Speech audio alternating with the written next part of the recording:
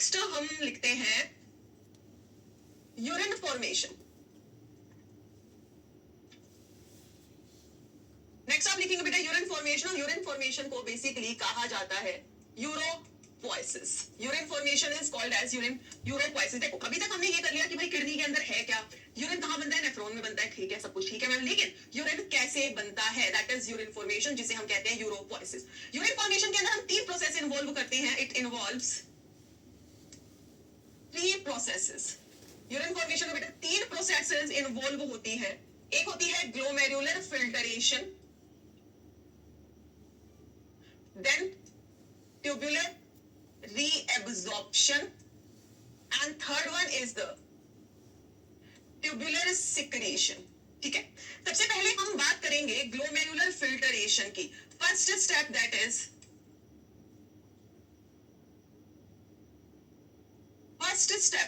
जो कि क्या है बेटा, ग्लोमेरुलर फिल्टरेशन। ग्लोमेरुलर फिल्टरेशन अभी मैंने बोला ये क्या है, it is the first step of urine formation. First step है बेटा यूरिन फॉर्मेशन का। कहां होता है ये फिल्ट्रेशन, ऑफ कोर्स ग्लोमेरुलस में होता है। तो आप लिख देंगे बेटा carried out by glomerulus. It is carried out by glomerulus. ठीक है, अब मैं यहाँ पे एक लाइन लिख रही हूँ, ध्यान से देखना मैं क्या लिख रही हूँ। 1100 to 1200 ml of blood is filtered by kidney in 1 minute। is filtered by kidney in 1 minute। देखो बेटा आपकी किडनी के अंदर ब्लड जाता है, कौन लेके जा रहा है भाई, रीनल आर्टरी जो है ब्लड लेके जा रही है, और ये ब्लड जो है किडनी में फिल्टर होता है। अब 1 मिनट में किडनी कितना ब्लड फिल्टर करती है बेटा, 1100 से 1200 ml। ठीक है मैम, ओके। अब आप मुझे ये बताइए कि जो हमारा दिल है, जो हमारा हार्ट है, वो 1 मिनट में कितना ब्लड पंप करता है, या यूं कहिए कि 1 मिनट में कितना ब्लड वेंट्रिकल से पंप होता है। याद आ रहा है सभी को, 1 मिनट का मतलब क्या, कार्डियक आउटपुट की बात कर रहे हैं, जो कि कितना होता है बेटा, अराउंड 5000 ml होता है, 5000 ml होता है। तो हम करीबी कह सकते हैं कि जो किडनी है 1/5 ऑफ द कार्डियक आउटपुट जो है वो फिल्टर कर देती है। हमारे हार्ट ने 1 मिनट में कितना ब्लड पंप किया बेटा, 5000 लीटर, और उसी टाइम पे किडनी जो है कितना ब्लड फिल्टर कर देती है, 1100 से 1200 ml। सो क्या हम कह सकते हैं कि kidney 1/5 of the blood filter कर रही है as compare to the cardiac output, कह सकते हैं। तो आप इसको क्या लिख सकते हैं, that is 1/5 of the blood pumped by the ventricles in 1 minute। That is 1/5 of the blood pumped by the ventricles in 1 minute। इतना ब्लड जो है हमारी किडनी फिल्टर कर देती है। ठीक है, चलिए फिर एक और लाइन लिखो, glomerular capillary blood pressure causes filtration, and the net filtration pressure is net filtration pressure is 10 mmHg। net filtration pressure is 10 mmHg। इसका मतलब क्या बेटा, भी समझ आएगा। उससे पहले आप एक और चीज लिख दीजिए, फिल्टरेशन मेम्ब्रेन, वो मेम्ब्रेन जिसके थ्रू ब्लड फिल्टर होने वाला है, जिसके थ्रू ब्लड फिल्टर होने वाला है, ये बनी होती है बेटा 3 लेयर की। ये बनी होती है फिल्ट्रेशन मेम्ब्रेन, बनी होती है 3 लेयर की। कौन सी 3 लेयर है, देखिए। सबसे पहले आप लिखेंगे एंडोथीलियम ऑफ ग्लोमेरुलस, देन लिख दीजिए बेटा basement substance, then epithelium of Bowman's capsule. अब समझो इस चीज को, देखो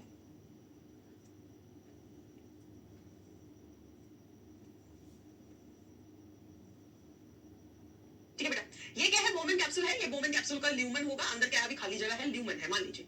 ठीक है, यहां पर आता है बेटा एफरेंट आर्टेरियोल, और वो एफरेंट आर्टेरियोल बना देता है बहुत सारे इस तरीके से कैपिलरी, और फिर ये ब्लड वापस जाता है, ऐसे ही होता है। चलिए, अब अगर आपको रेस्पिरेटरी मेम्ब्रेन याद हो, एक बार लिख देती हूँ, ये है इसकी parietal wall, this is the visceral wall. ठीक है, अगर आपको बेटा याद होगा रेस्पिरेटरी मेम्ब्रेन या डिफ्यूजन मेम्ब्रेन हमने किया था, वहां पर भी 3 लेयर थी। ब्लड की जो कैपिलरी होती है, ब्लड कैपिलरी पे कौन सी एपिथेलियम होती है, याद है ना। ब्लड कैपिलरी का स्ट्रक्चर भी आपको पता है बेटा, सिंगल लेयर से बनी होती है, that is flat simple squamous epithelium है। तो ये एंडोथेलियम, ये जो ब्लड कैपिलरी है, ग्लोमेरुलस क्या है बेटा, कैपिलरी तो है। सो यहाँ पर जो इसकी वॉल होगी वो किससे बनी होगी, एंडोथेलियम से बनी होगी, सिंपल स्क्वेमस एपिथेलियम। ठीक है मैम,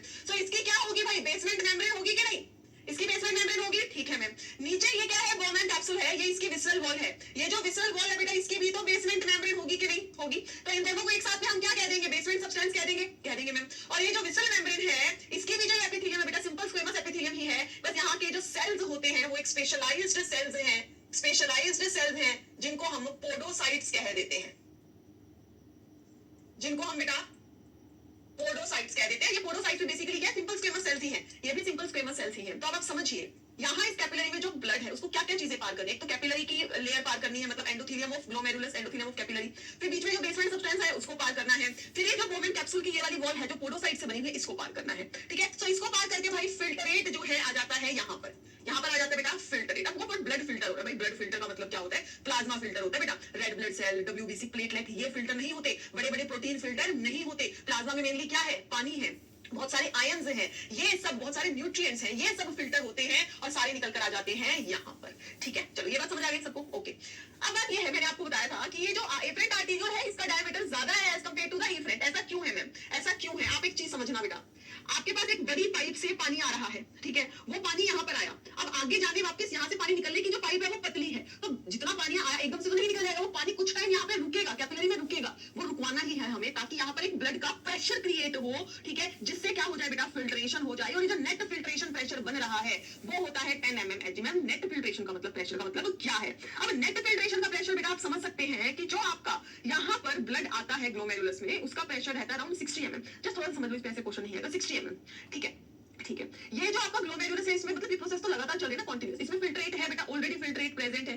ये फिल्ट्रेट कहता है इस वाले ब्लड को कि तुम फिल्टर मत करो, मैं तो हूं यहाँ पर, तो ये भी प्रेशर लगाते हैं कितना, 18। समझो यहाँ पर ऊपर से ब्लड आया, कितना प्रेशर लेके, 60 लेके, नीचे फिल्ट्रेट का प्रेशर होता है बेटा 18, कितना है, 18, और साथ में जो ब्लड के अंदर कुछ प्रोटीन्स होती हैं ये भी ब्लड को या यहाँ के प्लाज्मा को फिल्टर नहीं होने देती बेटा, और वो प्रेशर जो रहता है वो रहता है 32, ठीक है। अब अगर आप इसको माइनस करोगे, 60 माइनस कितना हो गया, ये 40 50 हो गया, कितना आता है, 10 mmHg आता है। इसी को मैंने कहा है net filtration pressure.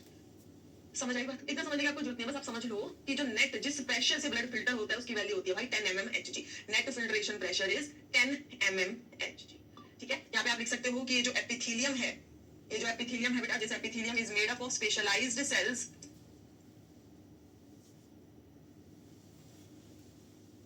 Called as podocytes, जिन्हें हम क्या कहते हैं, पोडोसाइट्स कहते हैं। और ये जो पोडोसाइट्स है they are arranged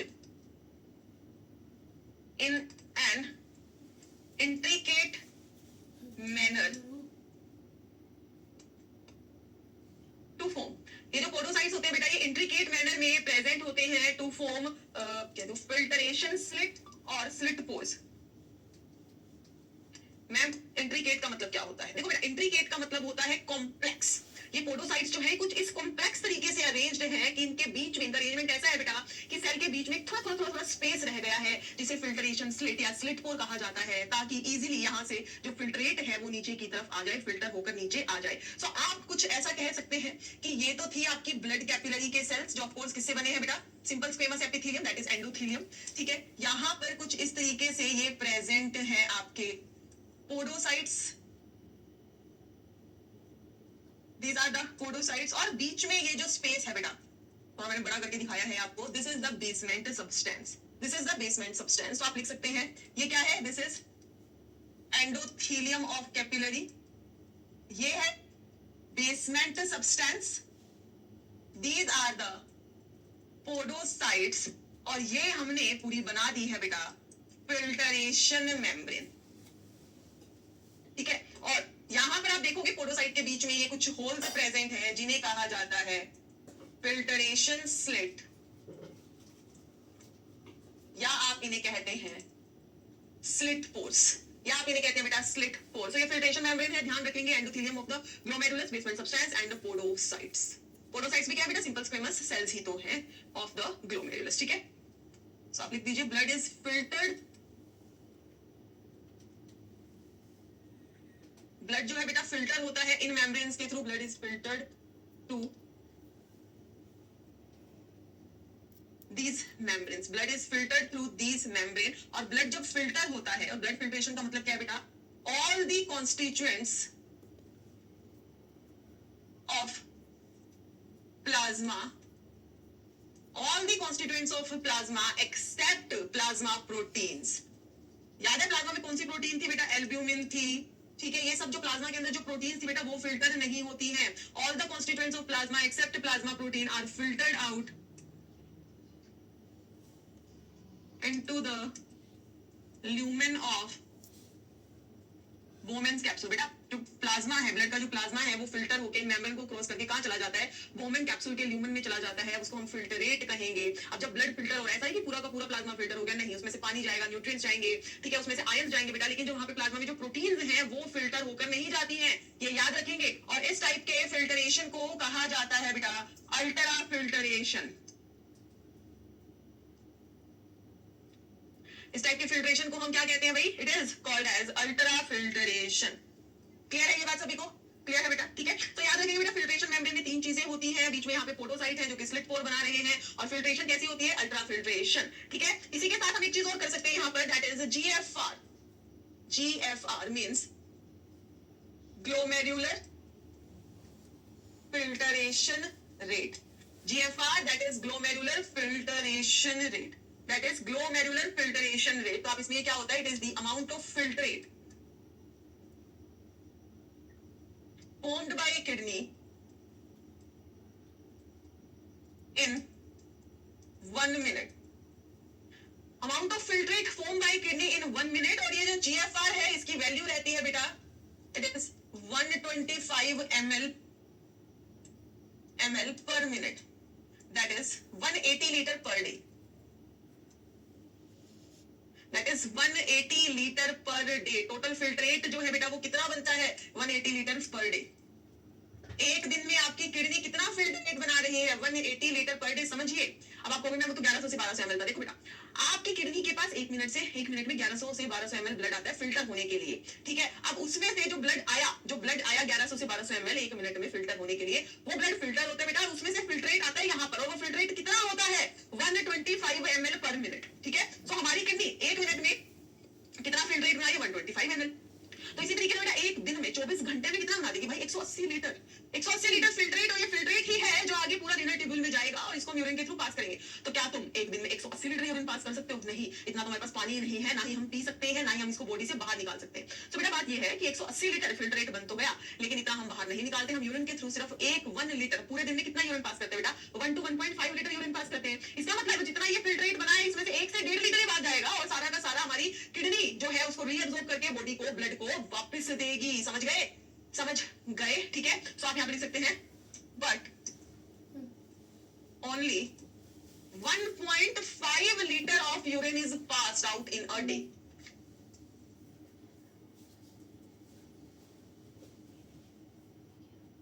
So 99% of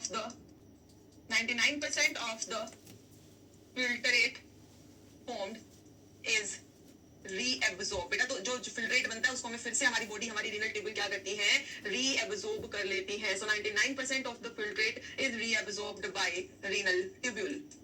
ठीक है, चलो आपसे कोई पूछे जीएफआर क्या होता है? जीएफआर का मतलब है कि एक मिनट में कितना फिल्ट्रेट बना, amount of filtrate form by the kidney in 1 minute, जिसकी वैल्यू रहती है 125 ml। और इस हिसाब से एक दिन में हो गया 180 लीटर। बट इतना यूरिन तो हम पास नहीं करते, हम पास कितना करते हैं? Around 1 to 1.5 ml। तो इसका मतलब ये जो फिल्ट्रेट बना है इसमें से 99% हमें हमारी रीनल ट्यूब्यूल को फिर से रीएब्सॉर्ब करके ब्लड को वापस करना पड़ता है। क्लियर है ये बात?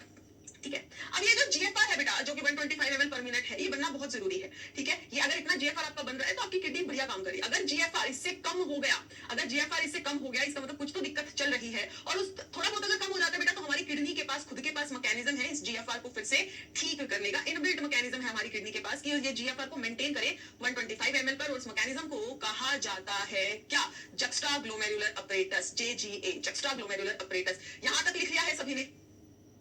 ठीक है, चलो लास्ट पॉइंट लिखते हैं बेटा, लास्ट पार्ट है ये बिल्कुल। सो आप लिखेंगे, our kidney has inbuilt mechanism to maintain GFR. और ये जो इनबिल्ट मैकेनिज्म हमारी किडनी के पास है टू मेंटेन जीएफआर, उसे हम कहते हैं बेटा JGA, that is juxta glomerular apparatus. JGA that is juxtaglomerular apparatus। अब ये JGA क्या होता है मैंने अभी बताया बेटा, ये सेंसिटिव रीजन है formed by modification of cells of afferent arteriole DCT at the point of their contact. ठीक है, JGA क्या है बेटा? सेंसिटिव रीजन है which is formed by modification of cells of DCT and afferent arteriole at the point of their contact. अब देखिए क्या मतलब है इस बात का। देखो मैंने भी आपको क्या बताया था, मैंने जो आपको एक नेफ्रॉन का स्ट्रक्चर बताया बेटा, वो नेफ्रॉन यूं समझ लीजिए आपने हमने किडनी से बाहर निकाले, उसको बिल्कुल प्रॉपर्ली एक्सटेंड करके रख दिया। साथ में मैंने आपको बताया भाई, जैसे मैंने बताया है, दिखाया है, स्ट्रक्चर तो वही है, लेकिन वो ऐसे प्रेजेंट नहीं होती है, ऐसे करके प्रेजेंट नहीं होती बेटा। एक किडनी में 1 मिलियन नेफ्रॉन है, तो आप समझिए होता है गुच्छड़ पुछड़ गुच्छा सा बना हुआ रहता है, ठीक है। और जब वो गुच्छा बनता है तो आप समझिए कि जरूर ऐसा होगा कि एफरेंट आर्टेरियोल के पास पक्का से कोई ना कोई तो डीसीटी का कॉन्टैक्ट आ ही रहा होगा, ठीक है। तो आप समझो बेटा कि लेट्स से कि ये है आपका वोमेन कैप्सूल, ठीक, ये थी बेटा एफरेंट आर्टेरियोल, एफरेंट आर्टेरियोल अंदर जाके इस तरीके से कैपिलरी बनाई, एफरेंट हो गई, ठीक है। मैं यहाँ पे एक सेक्शन ले रही हूं और मैं कह देती हूं कि ये है हमारी डीसीटी का, मैंने एक सेक्शन ले लिया बेटा इस तरीके से, ये है डीसीटी। तो आप देख सकते हैं बेटा ये एफरेंट आर्टेरियोल और डीसीटी कहीं ना कहीं तो एक दूसरे के कॉन्टेक्ट में आ रही है। ये डीसीटी के नॉर्मल सेल्स हैं, आपको पता है हमारी जो नेफ्रॉन्स होती हैं भाई उनमें क्यूबॉइडल सेल्स होते हैं, ठीक है। और यहाँ पर ये डीसीटी के वो सेल्स जो आ गए हैं एफरेंट आर्टेरियोल के कांटेक्ट में, वो चेंज हो गए, उनमें मॉडिफिकेशन हो गई। देख लो मैंने डिफरेंट कलर से बना दिए, मॉडिफिकेशन हो गई है। इन मॉडिफाइड सेल्स को कहा जाता है मैक्यूला डेंसा। क्या कहा जाएगा बेटा? Macula densa.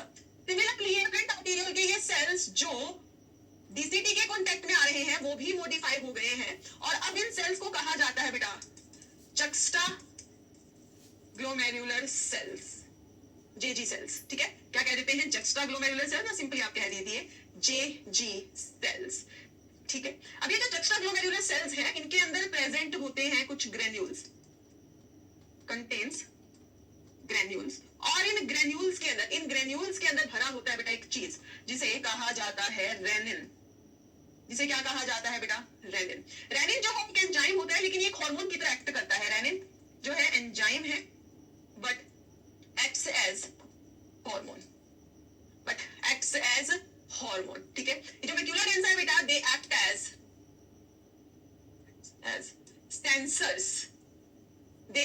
Sensors, for mainly for, आप कह सकते हो फॉर NaCl कॉन्सेंट्रेशन। देखो बेटा आपको याद है हमारे ब्लड में सोडियम क्लोराइड इन सबका लेवल होता है, ठीक है। अब आप एक चीज समझिए, जब आपकी बॉडी के अंदर मान लीजिए पानी की कमी हो गई है, आयंस की कमी हो गई है, ठीक है, तो जब वो फिल्ट्रेट आपके डीसीटी के पास पहुंचता है बेटा, और उस डीसीटी में लगता है कि हाँ भाई तो कुछ कमी है, उस टाइम पे क्या होता है बेटा? उस टाइम पे ये मैक्यूला डेंसा सेल्स जो है ये एक्टिवेट हो जाते हैं। ये एक्टिवेट होकर सिग्नल किसको भेजते हैं? एफरेंट आर्टेरियोल को। एफरेंट आर्टेरियोल में जो जक्स्टा ग्लोमेरुलर सेल्स हैं ये एक्टिवेट हो गए, और इनके अंदर जो ग्रेन्यूल्स थे जिनमें भरा था रेनिन, ये रेनिन रिलीज हो जाता है, और ये रेनिन क्या करता है बेटा? जो जीएफआर में कुछ तो गड़बड़ हो रही थी, उस गड़बड़ को ये ठीक कर देता है। क्या कर देता है बेटा? उसको ठीक कर देता है, ठीक है। तो आप लिख सकते हो यहाँ पे a fall in GFR activates JG cells। JG cells जो है फिर क्या रिलीज करते हैं बेटा? Releases renin. JG cells क्या रिलीज करते हैं बेटा? रेनिन को रिलीज करते हैं, और ये रेनिन क्या करता है? इस GFR को फिर से नॉर्मलाइज कर देता है, brings back the GFR to normal, bring back the GFR to normal। फिर से समझेंगे बेटा, आप समझ देखो। अब मैम ये कैसे कर दिया इसने, ये सब हम डिटेल में करेंगे। अब ये चैप्टर काफी बचा हुआ है, उसमें सब करेंगे हम। रेगुलेशन ऑफ किडनी फंक्शन जब हम करेंगे बेटा, तो रेनिन का काम वहां पे हम जरूर करेंगे। अभी आपको समझना है कि जैसे ही GFR के अंदर कोई कमी होती है तो आप सबसे पहले आपके मैक्यूला डेंसा सेल्स एक्टिवेट होते हैं। ये एक्टिवेट होकर सिग्नल भेजते हैं जेजी सेल्स को, जेजी सेल रिलीज करता है रेनिन को, और रेनिन क्या करता है? जो GFR में गड़बड़ थी उसको फिर से वो ठीक कर देता है, GFR को फिर से वो नॉर्मलाइज कर देता है। क्लियर है ये बात? सभी को क्लियर है ये बात? हमेशा याद रखनी है बेटा। सो हमारी बॉडी के पास, हमारी किडनी के पास एक इनबिल्ट मैकेनिज्म है इस GFR को हमेशा मेंटेन करने का, जिसे हम कहते हैं जक्स्टा ग्लोमेरुलर अपरेटस, जो किससे बना है? By modification of cells of DCT and afferent arteriole. DCT के मॉडिफाइड सेल्स को मैक्यूला डेंसा कहा जाता है, जो सेंसर की तरह एक्ट कर रहे हैं, और एफरेंट आर्टेरियोल के मॉडिफाइड सेल्स को बेटा JG cells, juxta glomerular cells कहा जाता है। एक चीज मैं यहाँ पे आपको लिखवा देती हूँ कि ये जो जेजी सेल्स होते हैं ये क्या रिलीज करते हैं? जेजी सेल्स रिलीजेस दो चीजें, एक तो रेनिन हो ही गया, एक होता है बेटा एक hormone that is erythropoietin hormone, जो क्या करवाता है? एरिथ्रोपोएसिस, आरबीसी आरबीसी फॉर्मेशन करवाता है। ठीक है, तो ये बात आप थोड़ी सी याद रखोगे। ठीक है, क्लियर है? ठीक है, कि जो हमारे जेजी सेल्स हैं वो क्या क्या चीज रिलीज करते हैं। एक तो वैनिन हमें पता चली गया जो जीएफआर मेंटेन करता है। बेटा ये जेजी सेल्स ही हैं जो यहाँ से एक चीज और हार्मोन भी रिलीज होता है जिसे हम क्या कहते हैं, एरिथ्रोपोइटिन हार्मोन। अगर आपको याद हो तो मैंने लिखवाया था आपको बॉडी फ्लूइड के अंदर कि हमारा जो ब्लड वॉल्यूम है उसको मेंटेन कौन करती है, किडनी करती है। किडनी के अंदर एक सेल्स होते हैं जेजी सेल्स जो क्या रिलीज करते हैं, एरिथ्रोपोइटिन हार्मोन रिलीज करते हैं जो क्या करवाता है भाई, आरबीसी फॉर्मेशन करवाता है। हाँ जी, क्या हमें ये बात क्लियर है यहाँ तक? क्या हमें ये बात क्लियर है बेटा सबको अच्छे से यहाँ तक? बढ़िया। ठीक है, अब पता क्या होता है, आपको ना कोई लोग कहेंगे मैम कैल्सीट्रायोल भी यहाँ से रिलीज होता है, शायद आपने सुना हो। तो मैं आपको एक बात बता देती हूँ बेटा, अरे कि जो हमारी किडनी है, अरे क्या हो गया ये, कि जो हमारी किडनी है, किडनी में जो हमारा पीसीटी होता है, प्रॉक्सिमल कन्वोल्यूटेड ट्यूब्यूल होता है बेटा, यहाँ के जो सेल्स होते हैं वो रिलीज करते हैं कैल्सीट्रायोल। और ये कैल्सीट्रायोल क्या करता है, it helps in calcium absorption in intestine. Intestine में जब आप खाना खा रहे हैं उसमें जो कैल्शियम है उसको एब्जॉर्ब करने में कौन हेल्प करता है, कैल्सीट्रायोल। कैल्सीट्रायोल भी किडनी से ही रिलीज होता है, बट किडनी में कौन से सेल्स कैल्सीट्रायोल को बना रहे हैं बेटा, प्रॉक्सिमल कन्वोल्यूटेड ट्यूब्यूल के सेल, पीसीटी के सेल्स। कई बार बच्चे कंफ्यूज हो जाते हैं कि जेजी सेल्स ये बना रहे हैं। जेजी सेल्स कैल्सीट्रायोल नहीं बना रहे, किडनी से बन रहा है कैल्सीट्रायोल, लेकिन कौन बनाता है बेटा उसको, पीसीटी के सेल्स बनाते हैं। क्लियर है ये बात, इसमें कंफ्यूज नहीं होना। ठीक है, ठीक है, चलिए। सो बेटा ये था आपका आज, तो एक बार हम देख लेते हैं कि आज हमने क्या क्या किया है। सबसे पहले हमने ह्यूमन एक्सक्रीटरी सिस्टम स्टार्ट किया, जहां मैंने आपको पूरा किडनी का structure, length, width, thickness, position, location सब मैंने आपको बता दिया बेटा।